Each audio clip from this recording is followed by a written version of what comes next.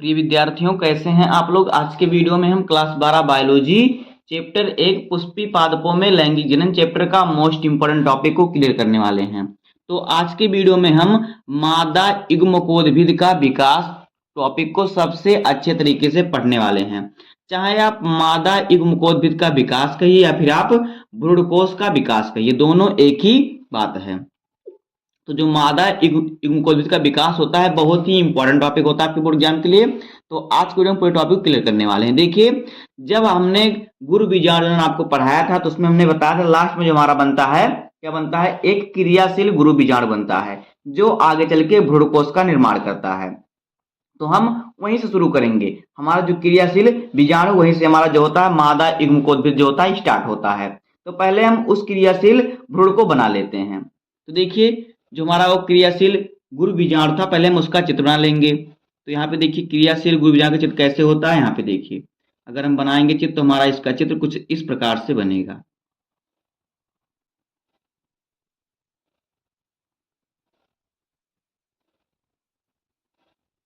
इस प्रकार से कुछ इसका जो होता है हमारा चित्र होता है।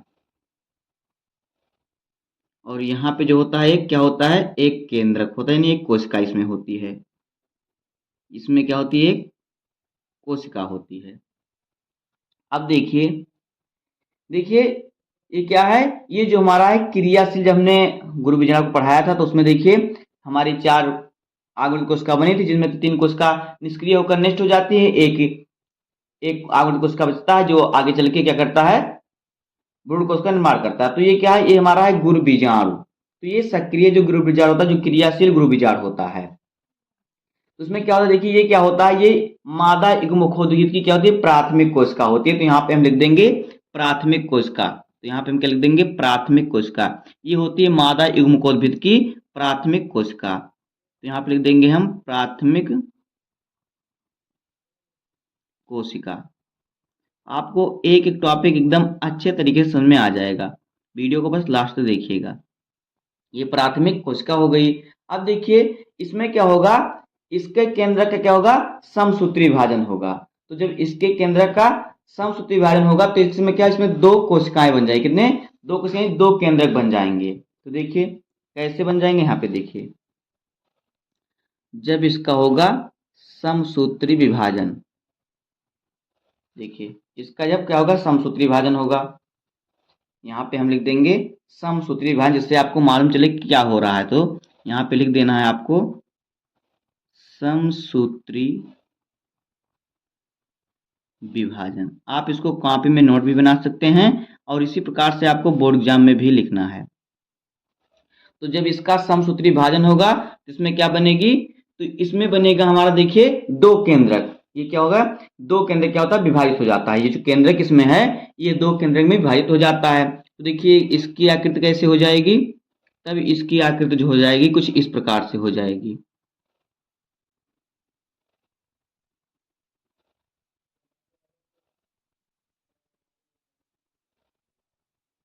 तब इसकी आकृति कुछ इस प्रकार से हो जाएगी। इसमें क्या, इसमें 2 केंद्रक हो जाएगा, ये 2 केंद्र में विभाजित हो जाएगा। इस प्रकार से जिसमें बना रहा हूँ इसी प्रकार से आपको बनाना है। एक यहाँ पे रहेगा और एक यहाँ पे रहेगा, इस प्रकार से हो जाएगा। उसके बाद देखिए फिर इसमें क्या होगा, फिर इसमें क्या होगा, समसूत्री विभाजन होगा। तो ये क्या हो जाएगा, इसमें 4 केंद्रक बन जाएंगे। कितने, इसमें 4 केंद्रक बन जाएंगे। इसमें क्या हो जाएगा, 4 केंद्रक बन जाएगा। देखिए कैसे बनेगा, ये थोड़ा ये और जब ये थोड़ा और आगे पोषण प्रदान करेंगे, थोड़ा बड़ा होगा तो इसमें 4 केंद्रक बन जाएंगे। तो 4 केंद्रक वाला भी हम चित्र बना लेते हैं। तो ये किस, इसकी आकृति कुछ इस प्रकार से हो जाएगी।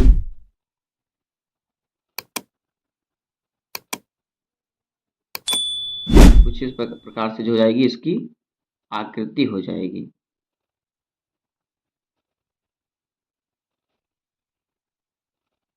यहाँ पे क्या जाएंगे, यहाँ पे 4 केंद्रक हो जाएंगे, एक यहाँ पे, एक यहाँ पे और एक यहाँ पे और एक यहाँ पे। उसके बाद देखिए, उसके बाद इसमें क्या होगा, इसका एक बार और क्या होगा, समसूत्री विभाजन होगा। तो जब इसका समसूत्री विभाजन हो जाएगा तो इसमें क्या हो जाएगा, इसमें 8 केंद्रक बन जाएंगे। जो 4 केंद्रक क्या होंगे, निभाग पर होंगे और 4 केंद्र जो होंगे बीजांड द्वार पर स्थित होंगे। देखिए ये जो होता है बीजांड द्वार होता है और ये ऊपर वाला निभाग होता है। तो देखिए जब इसका समसूत्री विभाजन होगा तो क्या होगा, आगे देखते हैं इसका। देखिए यहाँ पे हम बनाएंगे इस प्रकार से। तो देखिए जब इसका एक बार फिर से क्या होगा, विभाजन होगा तो क्या बनेगा, तो यहाँ पे देखिए बनेगा 8 केंद्रक बने, कितने 8 केंद्रक बन जाएगा। इसमें 8 केंद्रक बनेगा। कैसे, देखिए तो इसका आकृति कुछ इस प्रकार से होगा। पहले हम चित्र समझ लेते हैं, फिर इसको भी हम लिखकर अच्छे तरीके से समझ लेंगे। तो इसकी संरचना कुछ इस प्रकार से हो जाएगी।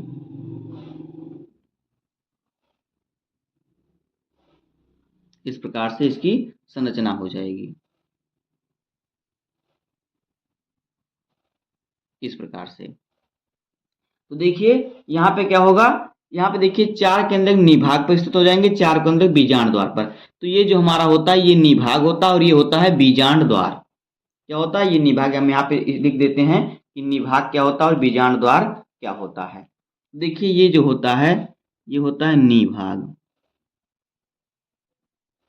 ये निभाग होता है, और ये जो होता है ये होता है बीजांड द्वार।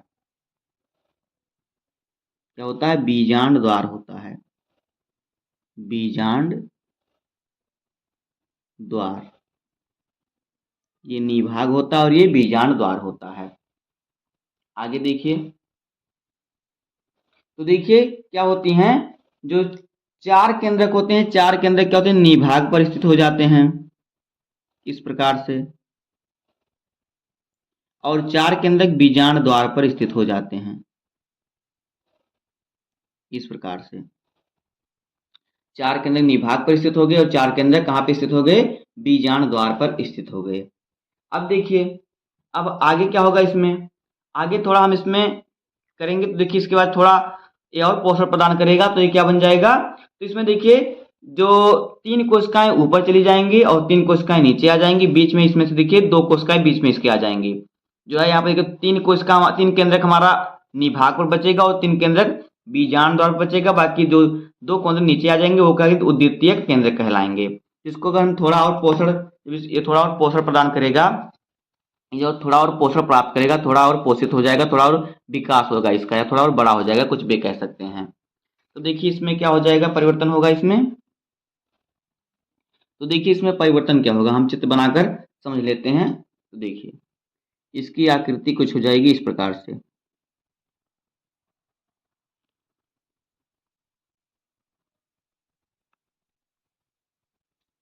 इसी प्रकार से आपको पूरी आकृति जो है बनाना है, जिससे कि आपको अच्छे तरीके से सब समझ में आ जाएगा।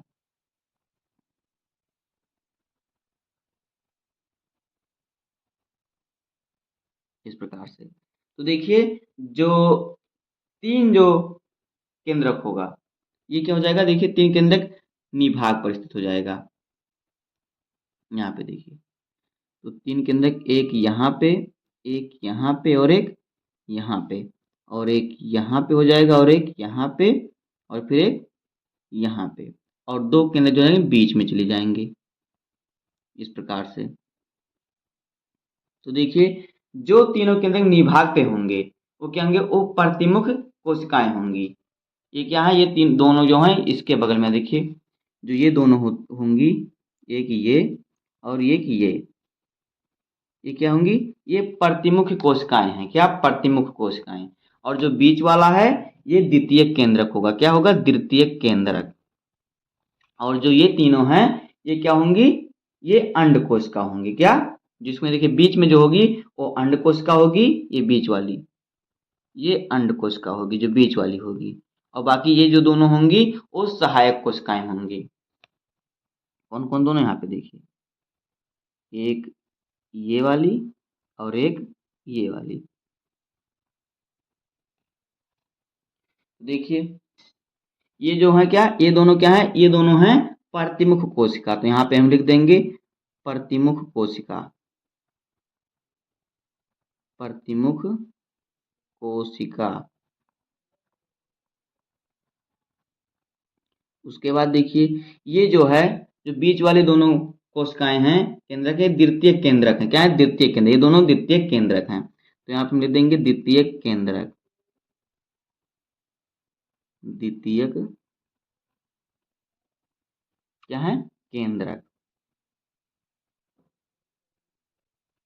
उसके बाद देखिए इसके जो बीच वाली कोशिका, ये क्या है? ये बीच वाली है अंड कोशिका, तो यहाँ पे लिख देंगे अंड कोशिका। अंड कोशिका। और बाकी जो ये दोनों कोशिकाएं, ये सहायक कोशिकाएं हैं। जो बगल में दोनों हैं, ये क्या है? सहायक कोशिकाएं हैं, तो यहाँ पे लिख देंगे हम सहायक कोशिका। सहायक कोशिका। तो इसी प्रकार से होता है मादा युग्मकोद्भिद का विकास। अब इसी को जो हमने चित्र में बनाया, इसी को हम लिख देंगे। देखिए इसको हम लिखेंगे यहाँ पे, कैसे लिखेंगे? यहाँ पे देखिए, आप चित्र का स्क्रीनशॉट लेते चलिए। तो देखिए हम क्या लिखेंगे इसमें, जो हमने चित्र बनाया जिस हिसाब से, उसी को हम लिख देंगे कैसे इसका जो है विकास हुआ। तो यहाँ पे हम लिखेंगे कि जो क्रियाशील बीजाणु होता है, गुरु बीजाणु, तो यहाँ पे लिखेंगे क्रियाशील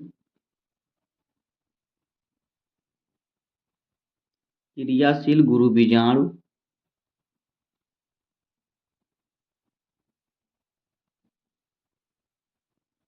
जो क्रियाशील गुरु बीजाणु होता है, वो मादा युग्मकोद्भिद की प्राथमिक कोशिका होती है। मादा युग्मकोद्भिद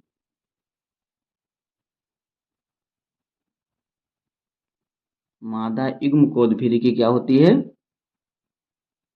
प्राथमिक कोशिका होती है।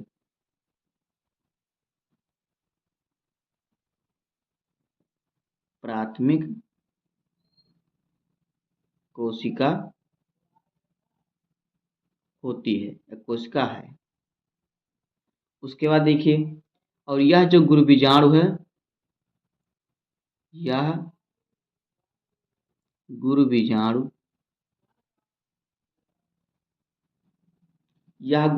वृद्धि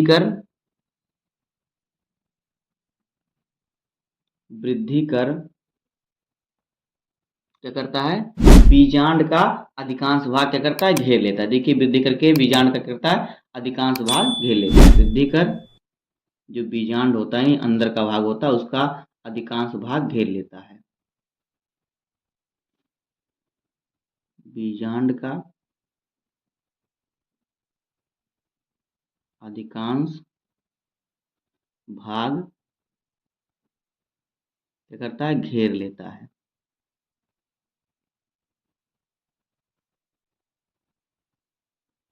बीजांड का अधिकांश भाग क्या करता है? घेर लेता है। फिर आगे आपको लिखना है कि इसका केंद्रक जब समसूत्री विभाजन होता है तो दो केंद्रक में विभाजित हो जाता है, जैसे हमने चित्र में बनाया है। तो यहाँ पे लिखेंगे कि इसका केंद्रक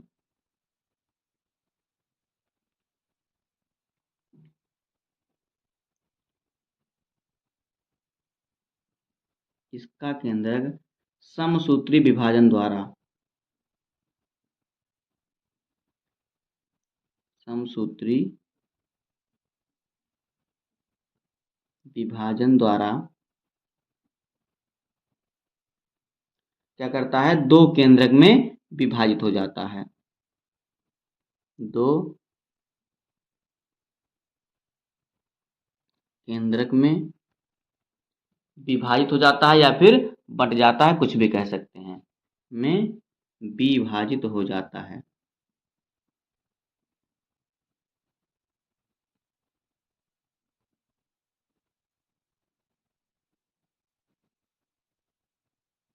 विभाजित हो जाता है। उसके बाद देखिए क्या होता है, और दोनों जो केंद्रक होते हैं ध्रुव पर एकत्रित हो जाते हैं। दोनों, एक होता है निभाग पर और एक क्या होता है?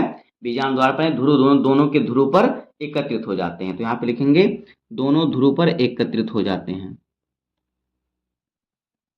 दोनों ध्रुवों पर एकत्रित यानी स्थित हो जाते हैं। एकत्रित हो जाते हैं।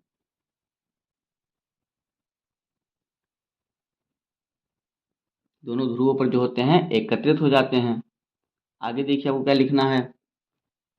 आगे आपको लिखना है इनमें से, जब इसका संतुलित विभाजन होता है इसमें 8 केंद्रक बन जाते हैं, जिनमें से 4 केंद्रक जो होते हैं निभाग पर हो जाते हैं और 4 केंद्रक बीजांड द्वार की तरफ स्थित हो जाते हैं। तो यहाँ पे लिखेंगे इसमें से,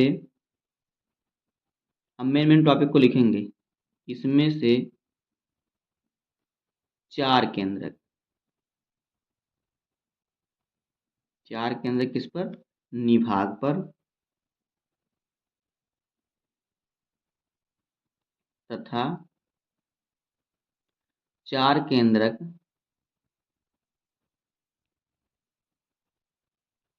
तथा 4 केंद्रक कहाँ पे जो होते हैं, बीजांड द्वार पर स्थित हो जाते हैं।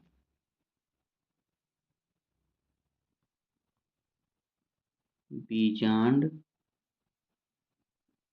द्वार पर स्थित हो जाते हैं।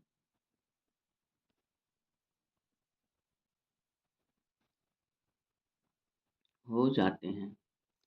इसमें देखिए जो 3 केंद्रक होते हैं वो क्या होते हैं, जो 3 केंद्रक होते हैं क्या होता है, बीजांड द्वार पर स्थित हो जाते हैं।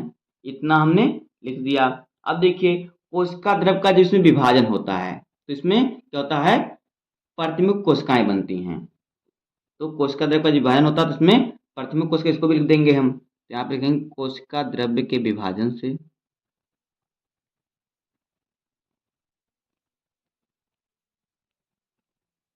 कोशिका द्रव्य का विभाजन करके,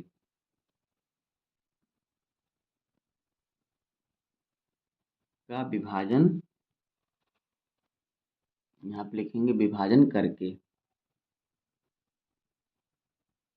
कोशिका द्रव्य का विभाजन करके प्राथमिक कोशिकाएं बन जाती हैं। प्रतिमुख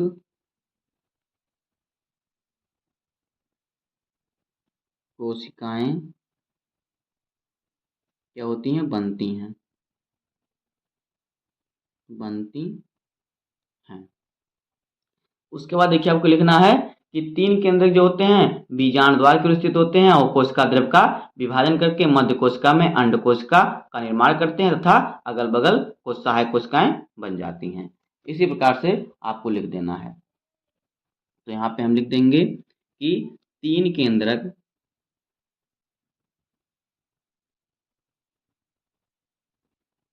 जो बीजांड द्वार की ओर स्थित होते हैं, जो बीजांड द्वार पर स्थित होते हैं, स्थित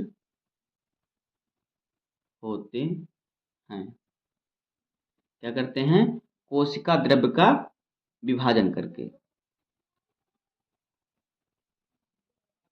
कोशिका द्रव्य का विभाजन करके, विभाजन करके मध्य में अंड कोशिका बन जाती है।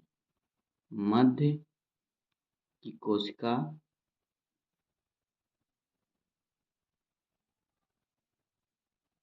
क्या होती है, अंड कोशिका होती है।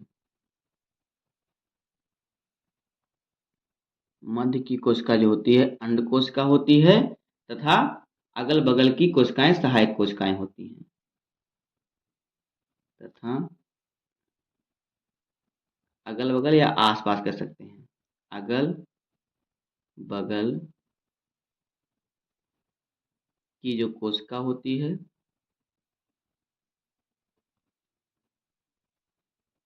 क्या होती है, सहायक कोशिका होती है। ये सहायक कोशिका कहलाती है, सहायक कोशिका कहलाती है। यहाँ पे लिखेंगे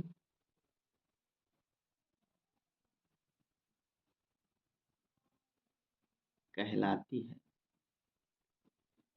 इसी प्रकार से आपको लिखना है। तो एक बार हम फिर से आपको चित्र जो है समझा देते हैं अच्छे तरीके से। तो देखिए यहाँ पे